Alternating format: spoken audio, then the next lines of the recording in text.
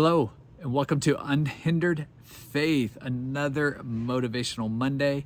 I just want to say thank you once again for joining us on this journey of personal growth and walking with unhindered faith in all of the situations that we face and go through. And we are walking through John Maxwell's The 15 Invaluable Laws of Growth. If you have not picked up this book, you need to make sure that you do so. It is incredible. And this is about the third or fourth time that I'm going through this book personally this year.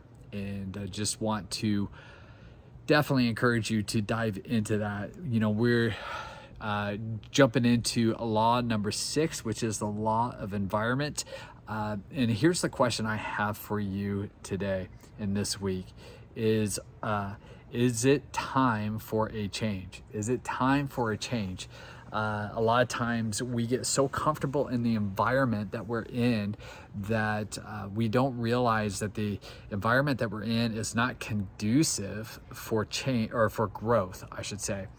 John Maxwell points out in this chapter that growth thrives in conducive surroundings. And if you were to evaluate in your surrounding, are you in a environment that encourages growth?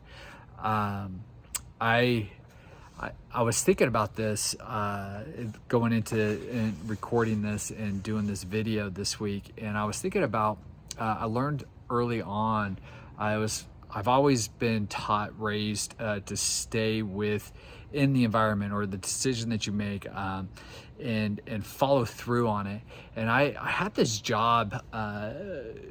It was about my senior year in high school, going into my first year of college, and it was at a rental company where you could rent equipment, but also party equipment, tables, chairs, and that kind of thing. And I was working at this environment, and at first it seemed like it was a really positive environment. They wanted growth, they wanted change, but I found myself I was stuck inside of a storage container, and inside it, this container was all the chairs and tables and so forth. And part of my job was to clean them after the rentals came back. And here we are in the middle of summer, the heat, and I found myself that there was no room for growth for me in that job. And it was weird for me to get to a place in that environment where I wasn't there for a long time, but I knew that that was not a place that I wanted to stay because I wasn't going to grow. There was no room for promotion. There was no room for to grow personally and to be a better employee, to grow as an adult. And so I stepped out and I actually I put in my 2 weeks notice, and then it was pretty evident that it was not a conducive surrounding for me. And I've carried that. Like there are times that you have to ask yourself, are you in a environment that you are going to grow?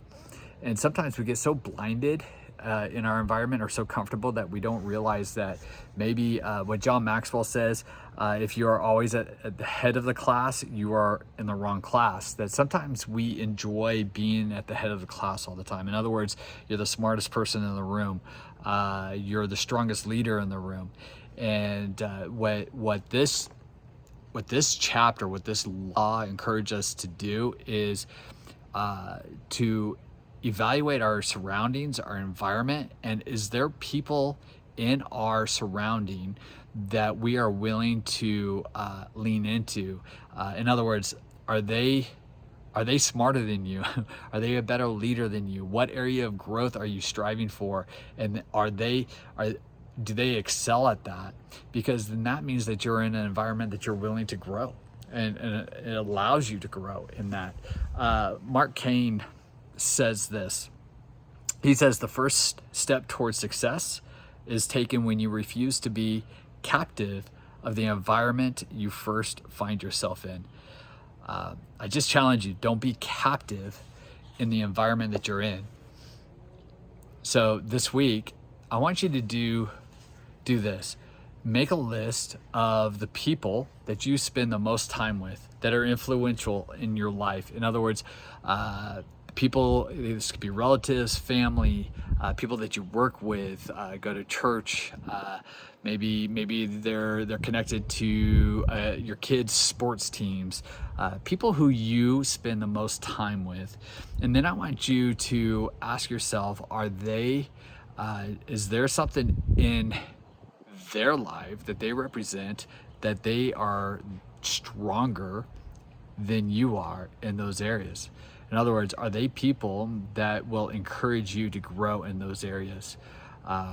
In my list of people, I've been trying to bring more and more people into my life and be and target. In other words, be more intentional of asking the questions with those people, areas that I want to grow in. For example, I have some friends that are very gifted in business, and I want to be intentional in asking the questions that I need to grow in to either start, develop, and continue to grow as a director of like Unhindered Faith and those kind of things. So also in teaching, there are things that I just don't know when it comes to special education, when it comes to elementary schools and the function of school districts, finances, those kind of things. And so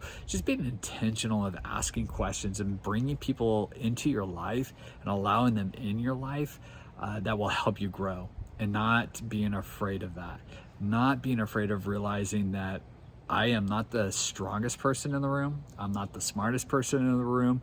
I'm not the most gifted person in the room, which allows me to be in an environment that allows me to grow.